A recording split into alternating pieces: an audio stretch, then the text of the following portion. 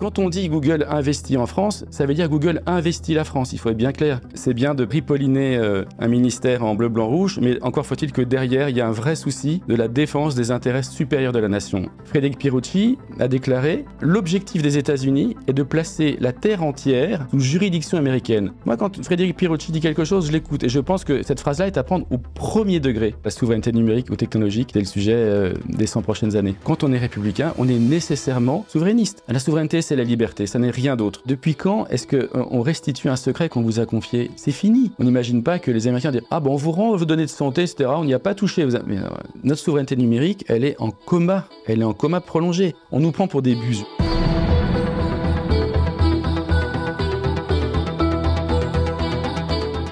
Alors, le numérique est un sujet qui intrigue, mais c'est un sujet terriblement technique qui peut faire peur et paraître très abstrait. Alors, pour mesurer à quel point il est stratégique et à quel point il nous entoure dans notre quotidien, j'ai le plaisir de recevoir le fondateur du site SouverainTech, Bertrand Leblanc-Barbedienne, pour en parler. Alors, bonjour tout d'abord. Bonjour Bertrand. Bienvenue chez Front Populaire. Merci. Alors, pour commencer cet entretien, est-ce que vous pouvez nous dire brièvement pourquoi il est nécessaire, selon vous, d'aborder le sujet du numérique du point de vue de la souveraineté? On vit dans un monde qui est innervé de technologie, un monde qui est innervé par le numérique, et dans lequel des organisations qui s'appellent des nations qui sont des organisations politiques, ont un grand besoin d'assurer la pérennité de leur communauté de destin, c'est-à-dire leur liberté. Donc la conjonction de ces deux phénomènes fait que la souveraineté numérique ou technologique, c'est le sujet des 100 prochaines années.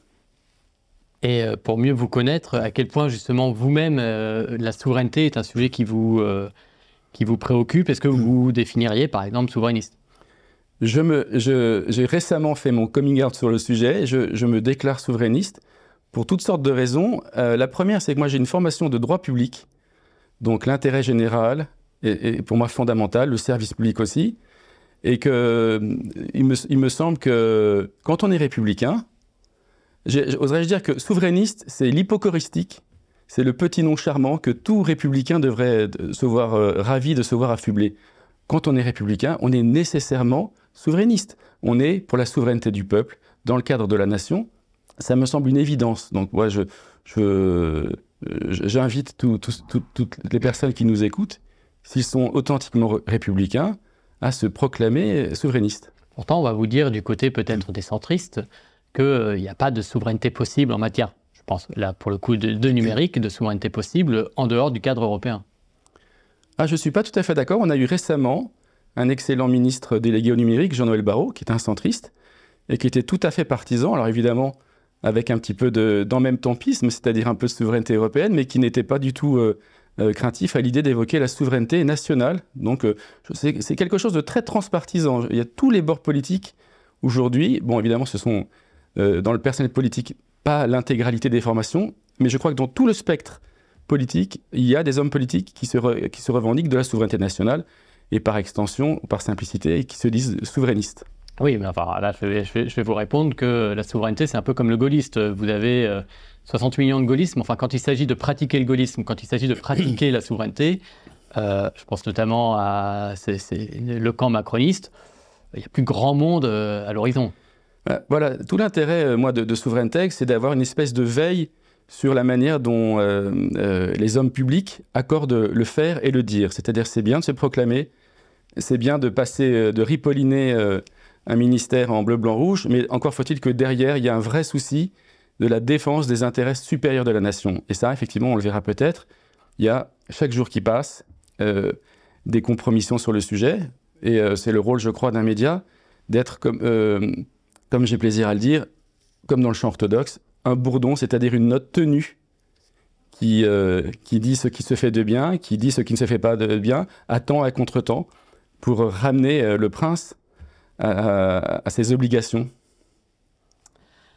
Alors, comme de nombreux domaines, je voudrais juste qu'on aborde rapidement ce point, c'est est-ce qu'on peut envisager une souveraineté absolue? Je vais prendre un exemple, celui de l'énergie. L'énergie, on nous dit qu'il faut être souverain en termes d'énergie, sauf que quand on regarde dans les faits, pas d'uranium chez nous, on n'a pas de cuivre, donc on ne peut pas être souverain totalement. En tout cas, il y a une illusion. Est-ce que dans la matière numérique, on pourrait être souverain totalement, ou est-ce qu'on est également soumis à une mondialisation, qu'on le veuille ou non? Le regard que je porte sur la souveraineté, moi, c'est un regard politique.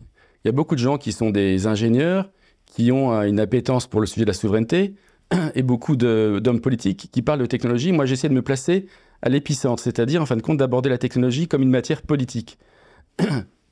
Et sur ce sujet-là, je crois que la souveraineté, c'est une ambition, c'est-à-dire que c'est une obligation de moyens. Il n'y a pas du tout, comme peuvent le dire les gens qui caricaturent nos positions, il n'est pas question de faire de précaré, de repli sur soi. On vit dans un monde qui est interdépendant. Moi, je crois beaucoup dans le concert, dans le dialogue des nations les unes avec les autres. Il est tout à fait évident que dans certains sujets, on ne pourra pas être souverain à 100%. Peut-être que sur certains autres, on pourra l'être. Mais on est très très loin de ces considérations. C'est-à-dire que là, on est en train de se dire comment est-ce qu'on va faire pour se défaire d'un certain nombre de servitudes qu'on a contractées plus ou moins complaisamment. Donc on verra à l'étape d'après s'il est question, pourquoi pas d'ailleurs, de devenir souverain dans un sujet ou un autre. Pour l'instant, je dirais que le sujet, c'est plus de recouvrer une souveraineté perdue. Et là, il y a un effort, il faut qu'on lutte à contre-courant. D'abord à contre-courant de l'opinion publique, qui a été très mal éduquée sur le sujet, par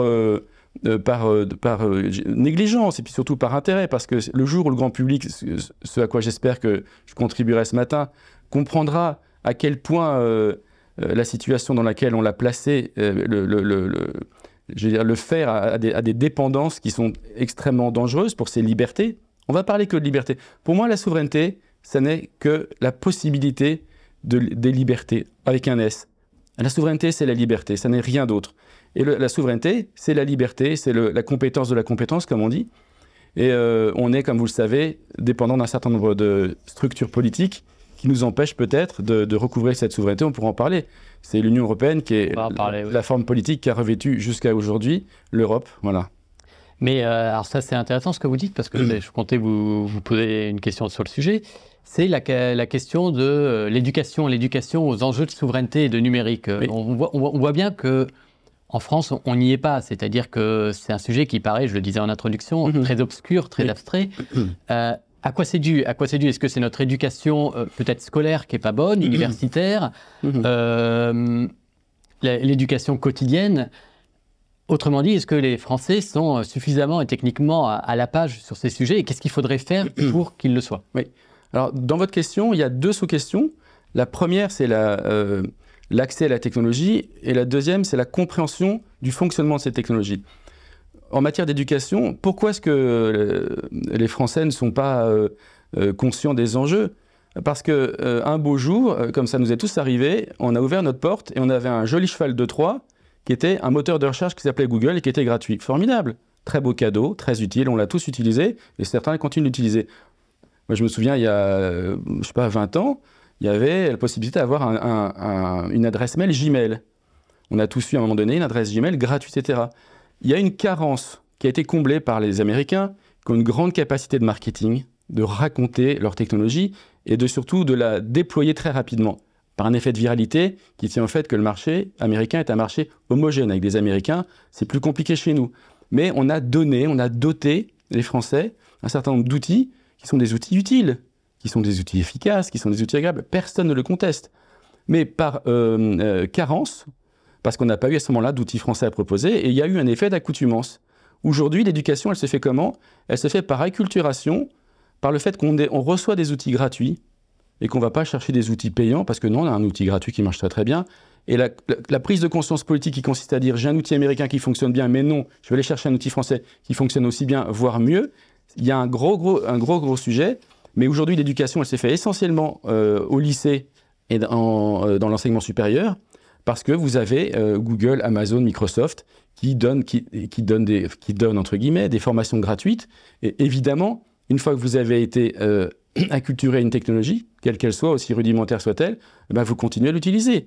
Il y a un contre-exemple, et des motifs d'espérer, une école qui s'appelle l'école Hexagone, qui est une école qui a fait le choix très intelligent. Une école basée à Versailles, c'est ça? Exactement, qui est à Versailles. En fait, ils ont recruté parmi le corps professoral des patrons d'entreprises de tech, et qui, en fin de compte, forment les étudiants qui vont devenir des prescripteurs naturels de ces technologies et qui, en situation d'entreprise de travail, vont évidemment déployer ces technologies-là plutôt que des technologies américaines. Donc il y a un gros effort à faire. Et ce contre quoi il faut lutter, c'est la facilité de dire Google s'installe, Google nous offre, Google investit, donc c'est formidable. Et moi, ce que je crois, c'est que l'État est ravi parce que ça le dispense d'avoir à effectuer cet effort-là, un effort d'investissement. Quand on dit Google investit en France, ça veut dire Google investit la France, il faut être bien clair. Et je pense qu'on est ravis d'avoir cette manne qui tombe, et il faut comprendre qu'il y a un revers, il y a une externalité négative, qui est un effet de dépendance durable, et on n'a pas intérêt dans un monde aussi mouvant à s'inféoder à des technologies américaines qui sont elles-mêmes très proches des centres de pouvoir politiques. Ce qui est intéressant, c'est que vous m'avez dit justement dans cette réponse, vous m'avez dit on a des solutions françaises qui fonctionnent, voire même mieux. Alors, c'est pas du tout l'image qu'on en a. Et justement, encore une fois, je parle vraiment de sensibilisation, de pédagogie, parce que vous me dites qu'on a mieux que Google. En France, je suis très sceptique. Alors, sur Google, c'est effectivement un cas particulier, mais en matière de logiciels collaboratifs, il y a effectivement des alternatives qui ne sont pas... j'aime pas le terme alternatif, parce que ça veut dire, bon, il y a ça, et on va trouver quelque chose pour le remplacer. Non, il y a des propositions qui sont des propositions de nature différente, sur le plan intellectuel, sur le plan de la conception de l'architecture, sur le plan de la vision. Moi, je vous mets au défi de trouver quelqu'un qui utilise, disons par exemple Teams, je veux dire, quelle est la vision qui a présidé à la conception de cette plateforme? Teams, qui est une plateforme collaborative américaine, qui est très utilisée dans les grandes entreprises, voilà, et qui effectivement est très en situation d'abus de position dominante quasiment. Bon, c'est formidable, on collabore. En fait, la vision qui est derrière, voilà, elle est la suivante, il faut que tout le monde soit au courant de tout en permanence. Est-ce que c'est conforme à la nature humaine de vouloir être au courant de tout en permanence? Qu'est-ce qu'on fait de la confidentialité, de l'attention, de la concentration, de la hiérarchie, de la subsidiarité? Ce sont des choses qui n'ont pas du tout été prises en considération. Et l'idée, c'est de donner à... Voilà, c'est le pot de yaourt de notre enfance, on va communiquer, c'est très très bien, mais derrière, il n'y a pas du tout de vision exigeante. Et moi, ce que je crois, c'est qu'en Europe, et plus particulièrement en France, on est porteur de valeurs humaines qui sont susceptibles de s'incarner dans des solutions technologiques qui seront meilleures sur ce point. On ne parle jamais de la dimension axiologique, c'est-à-dire la dimension des valeurs en matière technologique. Qu'est-ce qu'on fait de l'homme? Est-ce qu'on veut le rendre plus intelligent, plus idiot? Est-ce qu'on veut faire de l'argent? Est-ce qu'on veut le rendre, est-ce qu'on veut l'asservir? Voilà, c'est toute question que moi j'essaie d'aborder avec Souveraintech et les personnes que je rencontre et que j'interroge, parce que je crois que c'est un sujet fondamental. On revient aux libertés, à l'homme. C'est un sujet éminemment philosophique. C'est intéressant ce que vous dites, c'est vrai qu'on aborde très rarement ce sujet-là sous cet angle.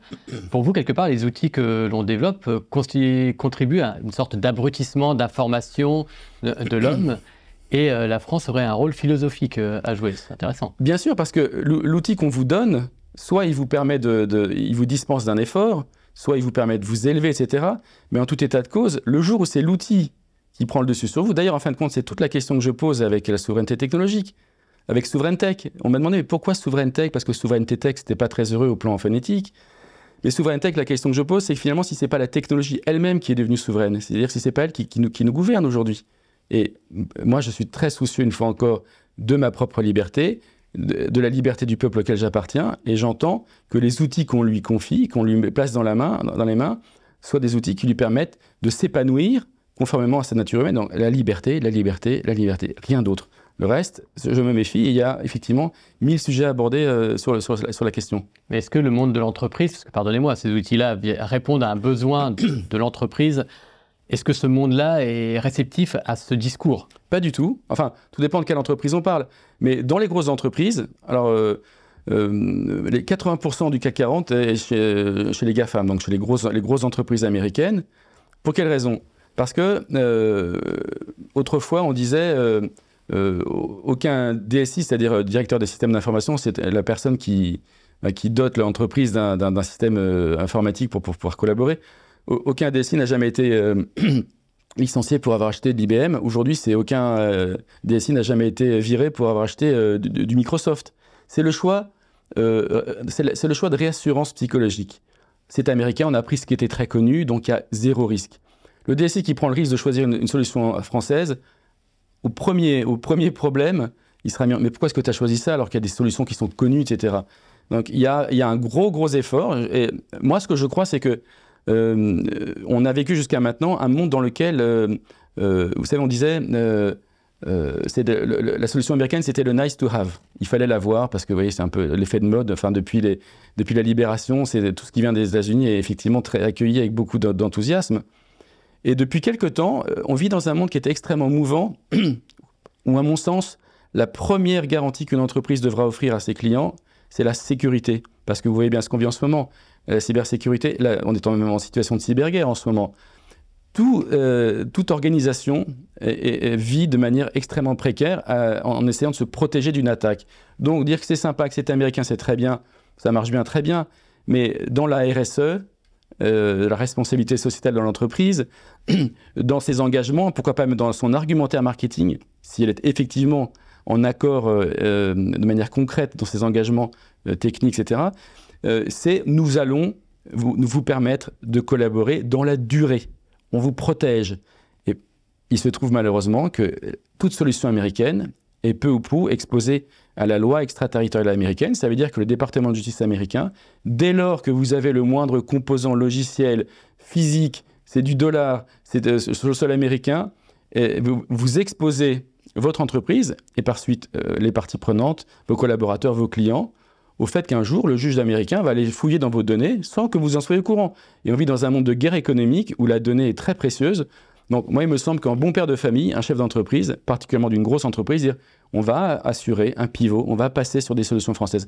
Pas par chauvinisme, par prudence. Par prudence, parce qu'on a bien vu le cas d'Alstom. Alstom a été soumis à cette loi. Arnaud Montebourg, exactement, qui est souvent auditionné au Parlement ou au Sénat, dit pareil. Il ne cesse de dénoncer justement cette dépendance de la France et des entreprises françaises à ces règlements américains. Mais pareil, on a l'impression que ça ne prend pas, quoi. Exactement.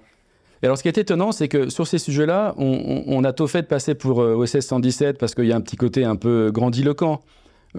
Pour vous donner une idée de la situation dramatique dans laquelle on vit, Frédéric Pierucci, puisque vous avez parlé d'Alstom, qui est quelqu'un pour qui j'ai beaucoup d'admiration, et qui a dit un jour, enfin, il a payé de sa liberté parce qu'il a passé. C'était un cadre dirigeant de chez Alstom qui a été la victime expiatoire d'une intrigue américaine où effectivement ils sont allés chercher des histoires de malversation pour finalement assurer ce qu'ils font très très bien, c'est-à-dire la prédation de l'entreprise. Et Frédéric Pierucci a été lâché par le pouvoir ici, et il a payé de sa liberté le fait d'avoir été intègre jusqu'à la dernière minute. C'était un petit peu, oui, la victime expiatoire. Frédéric Pierucci a déclaré l'objectif des États-Unis est de placer la terre entière sous juridiction américaine. Moi, quand Frédéric Pierucci dit quelque chose, je l'écoute, et je pense que cette phrase-là est à prendre au premier degré. Bon, après, voilà, on peut raffiner le constat, mais moi, je suis très inquiet par rapport à cette menace. J'ai beaucoup d'admiration et de fascination pour les États-Unis, mais ce sont des alliés, mais ce sont des compétiteurs, et des compétiteurs féroces. Ce sont des pionniers, des prédateurs. Donc moi, je préfère être prédateur que proie. Quand vous dites justement remettre l'homme un petit peu dans tout cet univers, je vais vous faire réagir à un fait d'actualité qui est très récent. Alors je précise que cet entretien est enregistré le 20 mars, donc je ne sais pas quand est-ce qu'il sera diffusé, mais voilà, vous avez l'information. Mais donc le 19, Najat Vallaud-Belkacem, ancienne ministre de l'Éducation nationale, a proposé de limiter à 3 gigas par semaine et par Français l'utilisation d'Internet. Et est-ce que finalement, ce n'est pas une proposition qui a été par ailleurs beaucoup décriée, mais est-ce qu'elle n'est pas raisonnable dans ce sens de déconnexion, de réappropriation d'un certain univers pour justement ne pas se faire aliéner finalement par... Oui, je suis tout à fait d'accord. Là, on a parlé d'asservissement à des puissances étrangères, de collègues numériques, mais l'asservissement, il peut se faire de façon cognitive, un outil dont on est tous extrêmement familiers. Moi, j'ai le plus grand mal à me séparer de mon téléphone parce qu'on a peur de rater une information, etc. S'agissant de Najat Vallaud-Belkacem, évidemment, elle a été un petit peu brocardée sur les réseaux. Bon, moi, si vous voulez, je trouve quand même ça fleur bon l'Union soviétique parce que le rationnement, c'est quand même pas tout à fait actuel. Et après, pour être honnête, je considère qu'elle a pris une position courageuse. Parce que personne ne parle plus de ça. Pourquoi? Parce qu'on a tout intérêt à ce qu'on soit tous sur ces téléphones portables en permanence. Là où effectivement je trouve qu'elle se trompe, c'est que l'ascèse, aucune ascèse ne procède de la contrainte. L'ascèse, c'est quelque chose qui est consenti librement, et que quelqu'un parvienne à la force de discipline à dire je vais raréfier mes fréquentations des réseaux, de mon téléphone, etc. Très bien. Mais dire on va vous rationner, je regrette, mais je ne garde pas un excellent souvenir des 70 ans du RSS. Et je trouve que, bon, il se trouve en plus incidemment qu'elle est socialiste, donc il y a quand même une petite corrélation idéologique. Je ne trouve pas que ça soit très très bienvenu. On parle de nudge aujourd'hui, vous savez, le nudge c'est une petite mesure un peu agréable qui vous permet d'aller dans un sens parce qu'on vous gratifie, etc. Politiquement, je pense qu'on est entouré de ce genre de choses. Il y aura eu une façon peut-être plus intelligente, mais plus opportune de dire, voilà, les personnes qui passent moins de temps, on va peut-être les aider à faire ceci, à développer des talents artistiques, mais dire on va rationner, pour moi, c'est niette. On pourrait dire aussi qu'il y a peut-être une absence d'autocritique de la part d'une ministre qui, quand elle était à l'Éducation nationale, a promu justement le numérique dans les classes. Elle aurait pu l'évoquer. Alors là, on va sortir du sujet, on va parler d'inconséquence, et je crois que c'est le mal de notre siècle. Voilà. Dire une chose et puis faire l'autre. Bon, c'est la constance dans l'être, dans le faire et l'agir, c'est quelque chose d'assez appréciable aujourd'hui. Sur cette sensibilisation de la population, il y a un autre acteur dont on n'a pas parlé, et on va le faire tout de suite, c'est les médias. Vous me confiez, en septembre, vous organisiez un colloque, le premier colloque de votre site, avec énormément d'industriels, il y avait des politiques, il y avait le ministre du numérique. Et vous nous confiez à l'époque, en entretien, que vous regrettiez que finalement peu de personnes s'y intéressent à ce colloque. Est-ce que les médias ont une part de responsabilité justement sur la méconnaissance du public et comment vous analysez? Alors il y a médias et médias, je ne veux pas faire le procès à Front Pop de ne pas s'intéresser au sujet. D'ailleurs je viens de lire votre dernier numéro sur l'Europe que je trouve exceptionnel d'ailleurs. Mais non, les grands médias, c'est-à-dire qu'on va revenir aux solutions de facilité. Par rapport aux médias politiques, moi ce que je regrette effectivement, c'est que c'est un sujet qui est transversal, qui est un sujet qui est fondamental en politique. Et je vois assez peu de papiers, d'interventions sur le sujet. Bon, et puis c'est tellement plus agréable de faire... je vois souvent d'ailleurs des médias qui titrent... je vous donne un exemple tout simple. Un média qui titre « Amazon assure... la confidentialité des données de ses clients ». Et moi, je leur ai écrit, et je leur ai dit, écoutez, si c'est un public reportage, il faut que vous le disiez à vos lecteurs. Si ça n'en est pas un, vous allez titrer « Amazon assure qu'il assure la confidentialité des données de... » Il y a une sorte de soumission béate, parce que ce sont de grands acteurs, c'est formidable. Tout le monde est flatté de côtoyer des grosses entreprises ou des dirigeants de grosses entreprises. Les médias, effectivement, comment dirais-je, une carrière à creuser sur le sujet. Il faut vraiment qu'ils s'intéressent au phénomène de la technologie qui est éminemment politique.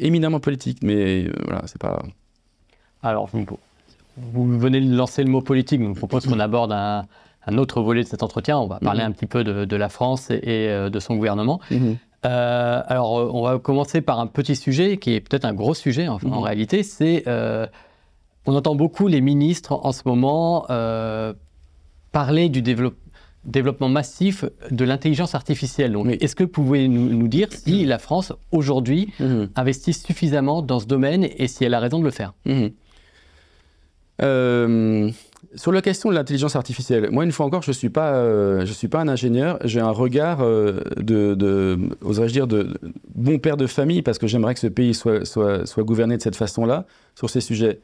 Il y a une contradiction pour moi, c'est que l'intelligence artificielle, bon, très bien, c'est le fait c'est la puissance de calcul, c'est d'arriver le calcul, c'est le nouveau pouvoir. Mais le calcul, il s'exerce sur des données. Et les données, ça fait 20 ans qu'on les cède avec les clés de la voiture aux Américains, dans absolument tous les sujets. Donc, je veux bien, mais l'intelligence artificielle, on va l'entraîner sur quelles données? Vous voyez? Et là, il y a une contradiction. Après, on peut parler des entreprises qui naissent aujourd'hui et qui disent qu'elles connaissent un succès d'estime favorisé par des tombereaux de financement. Bien, moi, vous me donnez 20 millions, il y a des chances que Sovrentech soit une licorne des médias assez rapidement. Bon, évidemment, ils ont des talents, ce sont des gens qui sont tous... Ben, prenons l'exemple de Mistral, par exemple. Mistral, c'est des anciens, je ne sais plus, c'est de Google, de Facebook, etc. au bout de quelques temps, Microsoft sonne à la porte, ça y est en fait. Mais j'aimerais voir des entreprises en matière d'intelligence artificielle qui est le génie technique et qui est le génie romantique de dire on ne va pas signer avec vous. Non, on continue. Et peut-être que là, il se passerait quelque chose. Peut-être qu'il se passerait quelque chose.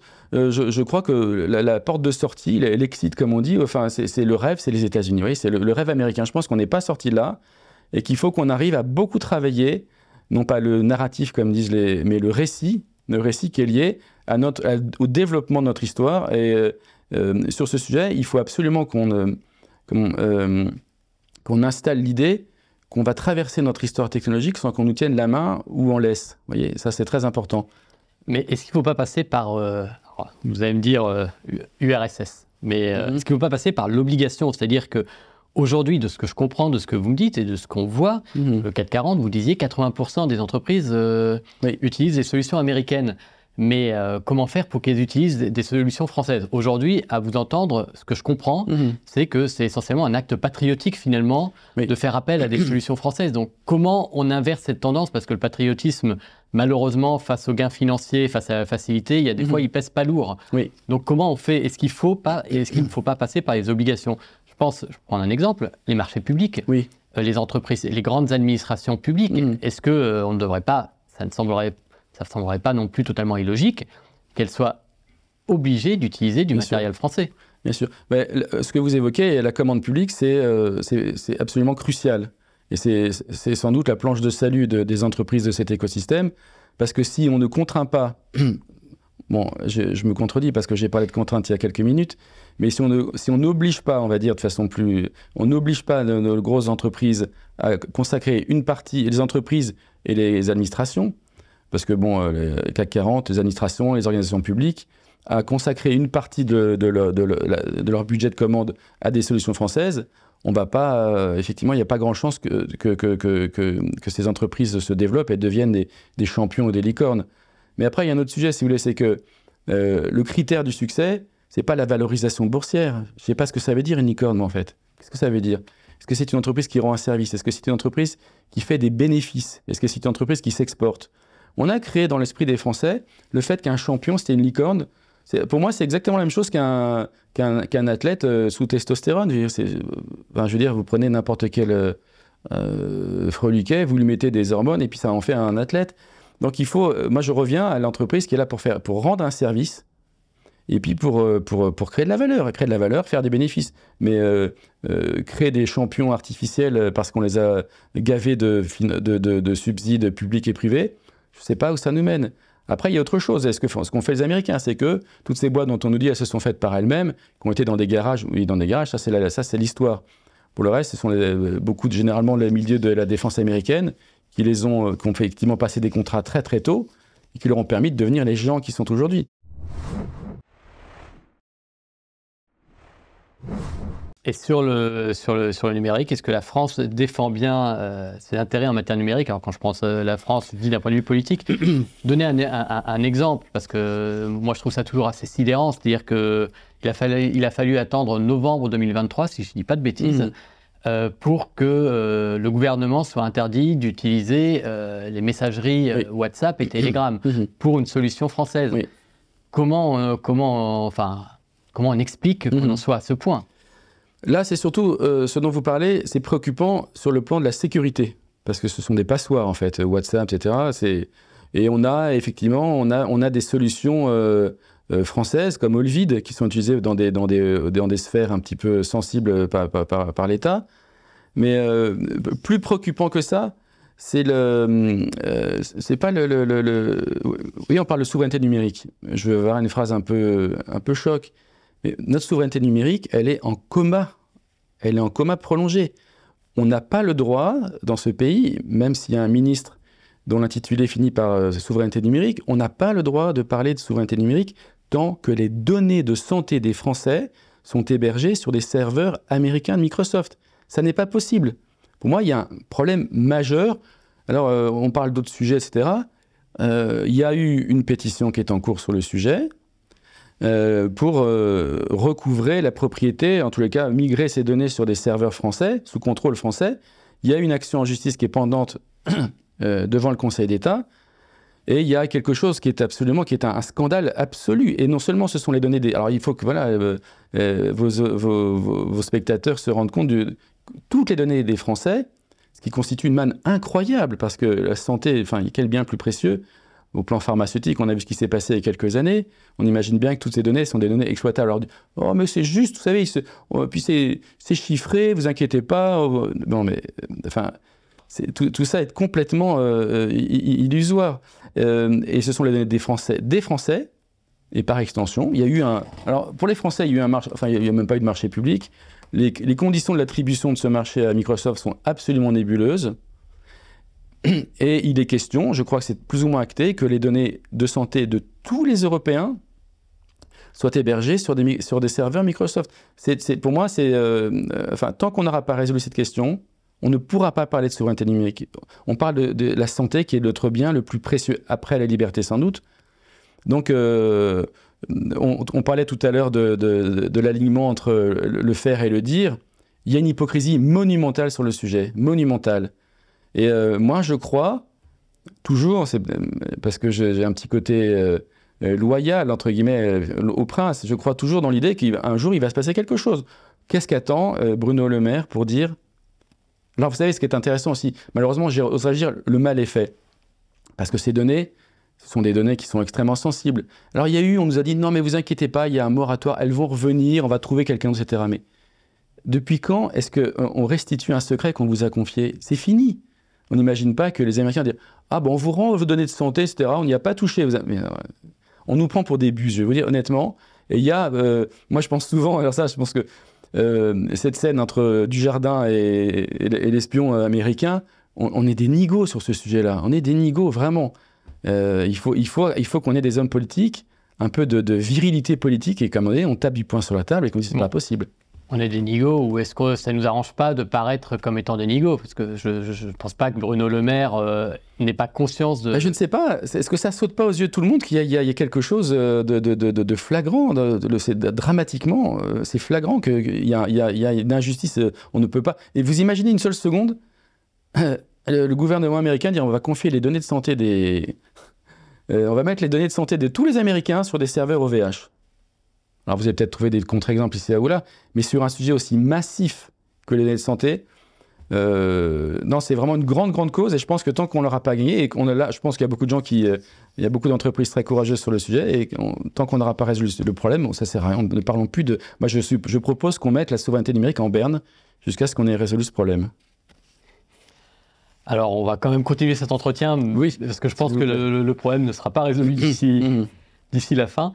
La volonté de se réindustrialiser, parce qu'on entend beaucoup la question de la réindustrialisation, oui. Est-ce qu'elle passe par, là aussi, une contrainte sur le numérique français? Parce qu'on le voit, par exemple, on l'a vu récemment avec EDF qui sous-traite désormais une partie de sa gestion logistique de ses centrales nucléaires à Amazon. Absolument. Donc, en plein cœur sur des débats de souveraineté, on vient de nationaliser EDF, et pourtant, on a encore...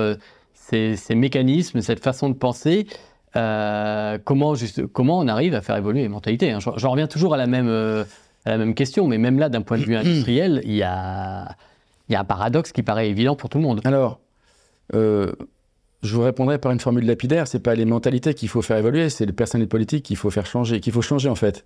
Parce que les mentalités, enfin, la politique, il y a quelque chose de descendant. Si le prince veut qu'on aille dans une direction, a priori, tout le monde y va, de bon gré, mal gré. Mais là, les mentalités ne changeront pas tant qu'on aura, parmi les gens qui nous gouvernent, des gens qui sont émoulus de la French American Young Leader Foundation, qui sont des gens qu'on a biberonnés à la passion transatlantique, et qui sont en fait par vocation, qui vont seconder toutes les entreprises des États-Unis en Europe, probablement de façon plus ou moins sincère d'ailleurs. Mais moi j'ai envie de faire la French ou European Foundation, on est là pour servir nos intérêts. Enfin, on peut très bien concevoir qu'on est dans une guerre économique et puis avoir des liens amicaux avec des alliés, etc. Le commerce humain, le commerce entre nations, c'est quelque chose d'historiquement naturel. Ça ne nous empêche pas de pas non plus nous faire avoir à chaque fois. Parce que globalement, le sujet que vous avez évoqué avec AWS, Alors on nous a expliqué, non, non, attendez, vous comprenez, c'est des données pas trop sensibles quand même. Nucléaire français, AWS. Un bachelier comprendrait qu'il y a... qui est la filiale... Amazon, exactement. Amazon... je ne sais plus ce que c'est, service, enfin bref, c'est l'acronyme pour la partie cloud. Bon, donc pas les mentalités, les orientations politiques, certainement. Et là, on n'est pas... Et puis bon, après, il y a la pompe ascendante, l'ascenseur de l'Union européenne, qui est un autre sujet, parce que la souveraineté est en train d'être... le concept est en train d'être happé à un niveau supérieur. Bah, vous y venez, donc on va l'aborder tout de suite. La question de l'Union européenne, est-ce que l'Union européenne, on nous dit toujours, il faut être plus important pour être plus fort, donc est-ce que l'Union européenne, c'est une force pour une souveraineté, alors pour le coup pas nationale, mais européenne, ou au contraire, c'est le cheval de Troie des Américains, parce que c'est un peu le sentiment qu'on peut avoir aussi également. Alors, il y a, sur ce sujet, qui est un sujet miné, il y a beaucoup de pièges de nature lexicale, où quand on dit quelque chose, on a tôt fait de vous associer à telle ou telle idée. Moi, pour commencer, je suis profondément attaché à mon appartenance à la civilisation européenne. Je me sens profondément européen. Je suis fier d'être européen. Mais il se trouve que certains pays, certaines nations européennes, ont choisi de frayer ensemble et de se recouper sous une forme politique qui s'appelle l'Union européenne. Il me semble que ce n'est pas tout à fait injuste de réclamer le droit de se sentir européen et de dire que, de contester comment dirais-je, l'action de l'Union européenne. Moi, je ne suis pas fédéraliste. Je considère que la richesse de l'Europe, ce sont les nations. Les nations, c'est la prunelle des yeux de l'Europe. Et vouloir impérativement en faire un conglomérat et en faire ce qui est en train de se produire d'ailleurs, je vois très bien qu'il y a une recrudescence du recours à l'idée de souveraineté dans le discours des fédéralistes en ce moment, qui est extrêmement préoccupante. Parce que qu'est-ce qui se passe? Vous avez un mouvement ascendant, qui on parle de souveraineté européenne, etc. Et vous avez un mouvement descendant où on valorise un petit peu, on encourage un petit peu l'indépendance de certaines régions. Puis en Europe, on parle des régions européennes. Je ne sais pas ce que c'est une région européenne. Je connais les régions françaises. Mais le jour où la France est une région européenne, moi je peux vous dire que, je ne vais pas dire comme les cabots, j'entre en résistance, mais il est probable que ça m'énerve un petit peu. La souveraineté, elle est liée à la nation. L'Union européenne, pardon, n'est pas un pays, pas encore, enfin je ne vois pas comment on peut faire un pays, et il n'est pas question, et surtout d'un point de vue politique, d'un point de vue juridique, d'un point de vue économique, on voit très bien ce qui se passe. Il y a de telles disparités. Quand j'étais étudiant à SAS, on avait un prof qui nous avait dit « Vous êtes une génération sacrifiée ». Parce qu'il y a ce qu'on appelle des chocs asymétriques, c'est-à-dire qu'on soumet un certain nombre de pays qui ont des fondamentaux économiques qui sont très disparates à un même traitement. C'est comme si vous aviez un athlète et puis quelqu'un qui a une grippe et vous le soumettez au même traitement médical. Et l'idée, c'est d'arriver à lisser, à homogénéiser, malheureusement par le bas. Mais les nations européennes ont été un petit peu, c'était un petit peu les victimes propitiatoires pour l'Europe. C'est-à-dire qu'on a soumis les nations, une sorte de matière, pour pouvoir construire une nation qui n'existe pas. La nation européenne n'existe pas. Donc la souveraineté, alors ce que disent maintenant les fédéralistes, ils ont trouvé quelque chose de très, très malin, c'est qu'en fait la souveraineté européenne c'est très très bien, et au niveau de la nation c'est les souverainistes, et ça c'est pas très très très bien. Je vous cite une phrase que j'ai entendue qui m'a... je me suis retourné sur ma chaise quand j'ai entendu ça.